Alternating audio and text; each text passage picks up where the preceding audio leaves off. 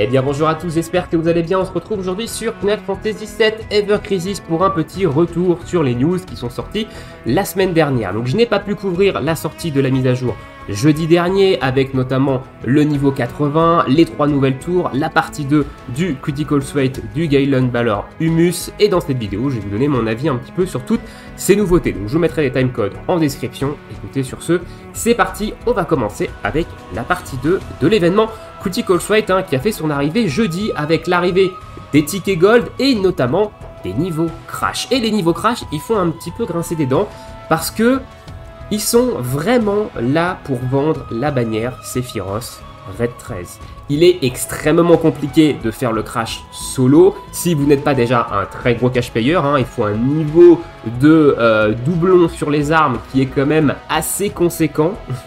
Voilà, si vous regardez toutes les vidéos du crash battle solo de ce Critical Suite, la majorité, voire la totalité des joueurs qui l'ont passé en solo, c'est pas des free-to-play, c'est pas des low spenders, c'est des gens, des joueurs qui mettent quand même pas mal de thunes dans le jeu, et notamment ils ont pull sur la bannière Sephiroth et Red 13.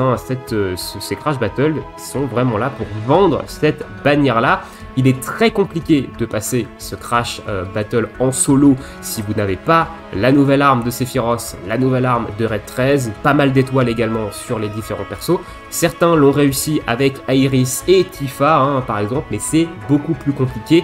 Ça demande aussi d'avoir au moins une étoile violette sur l'arme d'Iris qui descend la faiblesse de vent, sinon c'est juste pas possible. Pour vous donner un ordre d'idée, le dernier crash battle des Turcs, moi je l'ai réussi. Je suis un joueur Day One, je n'achète que le Season Pass, et les derniers crash solo, je les ai passés, celui des Turcs, celui de la maison hantée, etc. Je les avais passés, mais celui-ci, il est littéralement impossible pour moi. J'ai passé la première phase avec les 4 météores, mais derrière, j'ai tout simplement pas les armes ou pas les étoiles pour baisser la résistance de vent, et mon Sephiroth n'a clairement pas le DPS pour descendre la barre du boss avant qu'ils nous mettent un one-shot de groupe. Donc c'est un petit peu dommage, je trouve, que ce crash battle soit vraiment beaucoup trop restrictif et soit vraiment là pour vendre la bannière Sephiroth Red 13. Ça c'est vraiment dommage. Néanmoins, il y a quand même eu les ajouts classiques avec cette partie 2, les tickets gold, la nouvelle arme pour Matt, le nouveau tirage avec les tickets gold où il y a quand même pas mal de ressources, notamment des mithril or et des ressources pour améliorer les armes niveau 100 et 110, donc ça c'est vraiment très cool, et des petits cristaux à aller gratter, voilà. Donc faites-le quand même. Moi j'ai pas encore fini, j'ai même pas fini encore les tickets de bronze et les tickets d'argent. Va falloir que je me speed un peu parce que l'événement il s'en va jeudi matin à 3h59, donc il va falloir s'y mettre au niveau des tickets gold. Je suis quand même level 5, mais j'ai pas fini aussi. On va passer maintenant aux nouvelles tours. Alors les nouvelles tours, elles sont excellentes. Voilà, c'est des nouvelles tours que j'ai trouvées vraiment excellentes. Donc je les ai terminées, j'ai fait les 30 niveaux de chacune des 3 nouvelles tours. Je vous ai pas fait de vidéo dessus parce que je les ai fait la majorité en mode automatique, donc ça n'a pas d'intérêt. Enfin, je trouve pas d'intérêt à vous faire des vidéos sur un contenu où je joue en mode auto. Voilà, je sais pas, moi je trouve pas trop d'intérêt. Je pense que pour vous c'est pas très agréable de regarder juste du mode auto. Donc peut-être que je vous ferai des vidéos sur les prochains niveaux. Ça va dépendre de la difficulté et de surtout quand ils vont les sortir. J'espère qu'ils vont pas non plus mettre 100 ans à mettre des nouveaux niveaux dans ces différentes tours. Mais néanmoins, j'ai trouvé le concept vraiment très bon. J'avais prévenu d'ailleurs sur un Discord qu'on risquait d'avoir un mode de jeu qui nous restreint à l'utilisation de personnages, et c'est le cas avec ces nouvelles tours. On ne peut utiliser que 4 persos définis par tour. Donc l'Amber Tower, c'est Cloud Barret, Tifa et Red 13. La Cerulean Tower, c'est Iris, Yuffie, Ketsit et Zack. Et la Emerald, c'est Sephiroth, Glenn, Matt et Lucia. Donc c'est un peu la tour First Soldier, moi je l'appelle la tour First Soldier. Et j'ai trouvé le concept vraiment très cool. Donc en termes de team, moi j'ai utilisé Cloud, Tifa, Red 13 pour la Amber. J'ai utilisé Iris, Yuffie et Zack pour la Cerulean. Et pour la tour Emerald, j'ai utilisé un petit peu tous les persos. Au début, j'ai beaucoup utilisé Sephiroth, Matt et Lucia. Et enfin, pour la faiblesse haut vers les derniers niveaux, j'ai sorti Glenn. Donc j'ai trouvé ça très intéressant. Ça permet de jouer un petit peu tous les personnages, de valoriser un peu les personnages qu'on a montés, les armes qu'on a sur les différents persos. Donc ça, je trouve vraiment ça très cool. Et niveau récompense, et sont vraiment très bonnes. Les récompenses dans ces tours, on a pas mal de tickets d'invocation, on a des tickets d'invocation 5 étoiles garanties, on a beaucoup de mithril or, hein. On en a plus de, je crois qu'on en a plus de 250 en tout dans les 3 tours, donc ça permet et de booster énormément les niveaux d'armes, de passer des armes 90, mais également de passer beaucoup d'armes 100 et niveau 110, et on a également des mithril lingots, donc j'ai pu passer au moins 2 armes de plus niveau 120, donc ça c'est également très cool. Et on a l'arrivée d'une nouvelle mémoire pour les personnages, les mémoires nobles, hein, ici les mémoires 4 étoiles, un petit peu à l'instar des nouvelles mémories qu'on avait sur Shiva X2 et de Léviathan, voilà, également, qui a ces nouvelles mémories pour monter la limite niveau 10. On a la même chose pour les personnages. Alors vous inquiétez pas, vous avez largement assez de memory, de nobles memory dans les 30 niveaux des 3 tours pour compléter les différents sphériés des personnages qui sont maintenant niveau 80 maximum. Donc ça, c'est une bonne chose. En vrai, ils n'ont pas mis des packs à côté où ils forcent pas les gens à attendre peut-être les prochains niveaux. Là, il y a vraiment ce qu'il faut en termes de nobles mémoire pour les différents persos pour aller débloquer les nouvelles cases du sphérié. Donc ça, je trouve ça plutôt cool. Et il y a également pas mal de cristaux, hein. Pas mal de cristaux dans ces différentes tours. J'ai pas compté combien il y en a, mais je pense qu'au bas mot, il y a peut-être 10 000, environ 10 000 cristaux dans les 3 tours. Donc ça, c'est également très très cool. Donc ces nouvelles tours, moi je les trouve très intéressantes. Le concept, évidemment, je m'attendais à avoir un concept de ce style-là.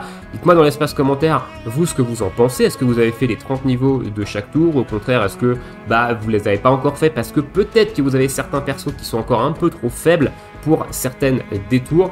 Néanmoins, voilà, dites-moi ça dans l'espace commentaire. On va passer maintenant à l'augmentation de niveau, donc les niveaux 80 des différents personnages. Je vais vous montrer un petit peu où j'en suis, moi, dans mon augmentation de niveau là-dessus. Donc j'ai farmé un petit peu quand même le nouveau niveau. J'ai Cloud niveau 80, Tifa Iris niveau 80, on a Matt niveau 80, Sephiroth niveau 80, et le reste, on a Zack, Yuffie qui sont en cours de up, ainsi que Red 13, 71, 77, 74, et il va me rester Ketsik, Lucia et Glenn qui sont encore niveau 70, donc, et Barrett également qui est encore niveau 70, donc ça monte petit à petit, hein. L'événement est là 2 semaines, hein, l'événement du Golden Bomb, donc on va prendre notre temps, on va pas non plus cramer toute la stam, hein. On ne sait pas quel événement va arriver aussi après le Critical Threat, hein, ou est-ce qu'on va attendre la semaine prochaine. On verra. Donc pour l'instant, je monte tranquille, hein. J'ai monté principalement les persos que j'utilise le plus ces derniers temps. Et au niveau des sphériés, donc j'ai monté un petit peu ce que je pouvais également. Donc ça, c'est quand même plutôt cool. Ça va quand même assez vite, globalement, je trouve, de monter les personnages niveau 80 avec cet événement, du coup, le Reawaken Golden Bomb Rush, hein, qui est un événement vraiment très intéressant, dans lequel il y a quand même pas mal de cristaux à aller récupérer, mais qui donne également beaucoup d'XP et qui est très très facile à faire. Donc c'est vraiment très bon. Moi j'ai claqué quelques pots de stamina et on monte quand même très rapidement les personnages niveau 80. Alors il y a un shop qui est attelé à ça, qui donne également pas mal de memory de personnages, qui nous donne un ticket 5 étoiles garanti, qui nous donne des pièces de power, de heal et j'appelle le dernier des magic, et qui donne également des tickets d'invocation, hein, non, des gils surtout. Alors ça donne surtout des gils, ça donne beaucoup de gils, hein, cet événement là, donc c'est un très bon événement pour se refaire une santé en termes de gils. Donc, et il y a également voilà, des tickets 4 étoiles et plus, 5 des tickets normaux, et également ces memory vouchers qui sont très intéressants parce que ces memory vouchers, ça vous permet d'échanger en fait un voucher contre une mémoire de personnage, contre une mémoire de n'importe quel perso. Donc ça c'est plutôt cool. Moi je crois que j'en ai pas mal, hein, de ces mémoires là, j'en ai 920 voilà, de ces memory, parce qu'on en a également dans le Battle Pass Premium. Donc voilà, sachez qu'il y aura également une deuxième boutique, hein. Il y aura un rechargement de la boutique, donc pensez évidemment à bien vider la première boutique parce qu'il y aura une deuxième version, donc avec des memory, des tickets d'invocation, etc. Donc faites-le évidemment. Et au niveau des missions, bon, on a des classiques, hein, on a les classiques missions qui nous demandent de farmer des médailles, qui nous demandent de consommer de la stam, etc. Donc ça évidemment, ça change pas grand chose. Donc ça c'est plutôt cool de sortir cet événement là avec l'augmentation de niveau, surtout qui dure 2 semaines, donc ça laisse quand même le temps bien de monter tous nos personnages. Pensez évidemment à faire le niveau d'Elise, hein. Il y a un niveau d'Elise, il donne quand même 777 777 XP, c'est pas rien, hein. Honnêtement c'est quasiment la moitié d'une barre d'XP, donc c'est et ça coûte 0, donc ça c'est quand même plutôt intéressant.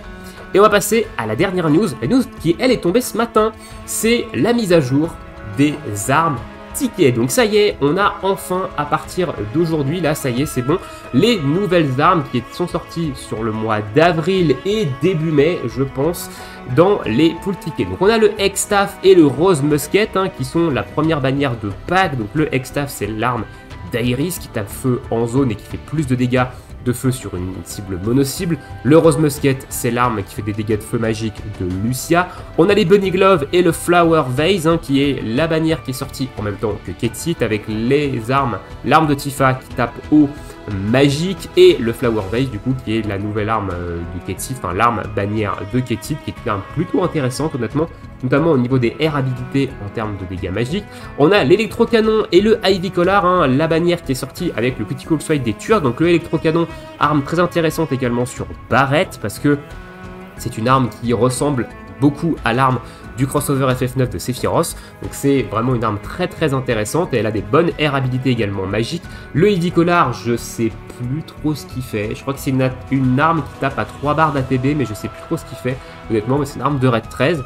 Et on a les Feathered Glove ainsi que le Pressure Ridge. Donc ça c'est l'arme qui va booster les dégâts d'eau de Tifa, donc qui est une arme très bonne en combo avec l'arme des Bunny Glove.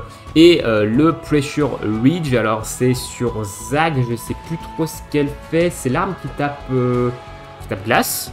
C'est l'arme qui tape glace, ça je crois. Si oui, bah Zag, il y en a qu'une qui est sortie, c'est son arme qui tape glace et qui baisse la résistance à la glace. Donc très bonne arme également à choper en doublon. Donc voilà, c'est la dernière arme. Donc on a quand même ici pas mal d'armes. On a 1, 2, 3, 4, 5, 6, 7, 8 armes. On a 4 bannières qui ont été ajoutées dans ce pool ticket. Donc cet après-midi, petite vidéo invocation ticket. Voilà. Je vous spoil, mais cet après-midi, il y aura une petite vidéo invocation ticket. Je vais vous montrer un petit peu ce que j'ai récupéré en termes de tickets. Alors on a eu également cette bannière-là. Bon, même si honnêtement les stands sont intéressants parce qu'il y a beaucoup de mithril et beaucoup de mithril lingots également pour monter les armes. Si vous êtes free to play ou si vous êtes low spender, n'invoquez pas sur cette bannière. Il n'y a pas de costume, ça ne vaut pas l'intérêt, même si les stamps avec les mithril sont très intéressants et qu'il y a quand même pas mal de garanties d'avoir du 5 étoiles. Honnêtement, si vous n'êtes pas un cash player, je vous conseille pas trop de claquer des diamants là-dedans, surtout qu'il y a quand même une grosse rumeur de collab prochainement. On a les différents streams demain et mercredi aussi pour annoncer les futures nouveautés. Donc gardez bien vos cristaux au chaud, ne claquez pas dans cette bannière. Et au niveau des tickets, donc j'ai 4 tickets 5 étoiles garantis. On a un ticket ici, First Soldier, Glenn, Matt et Lucia de 5 étoiles garanties. Et on a un ticket de Sephiroth, 5 étoiles garanties également. Au niveau des 4 étoiles et plus, on en a 46. Au niveau des tickets normaux, on en a quand même 208, ce qui n'est pas non plus négligeable. On a claqué plus de 330 jeudi dernier. Donc j'ai tout claqué et vous voyez que j'avais dit, ils vont nous en redonner jeudi. Donc je fais une vidéo invocation avant, sinon il va y en avoir beaucoup trop. Il y en aura eu plus de 500 là sinon. On a 2 multi de Cloud, une multi de Barrett, 2 multi de Tifa, 2 multi d'Iris, 2 multi de Red 13, 2 multi de Yuffie, une multi de Ketsit, 2 multi de Zack, 2 multi de Glenn, 2 multi de Sephiroth, 2 multi de Matt et 2 multi de Lucia. Donc il y a énormément de tickets à invoquer encore cet après-midi. Donc voilà, j'ai fait le tour un petit peu de ce que je voulais vous dire sur les dernières nouveautés. Donc cet après-midi, vidéo invocation ticket. Demain, il y a le premier live à 13 h. Je ne sais pas encore sur quelle plateforme ce sera. Je ne sais pas si on a le lien actuellement. Ce sera peut-être sur leur chaîne YouTube. Je regarde s'il n'y a pas une espèce de stand-by dessus. Et on a également le live sur la chaîne Twitch mercredi à 20 h. Donc les heures que je vous donne ici, c'est les heures françaises. Attention.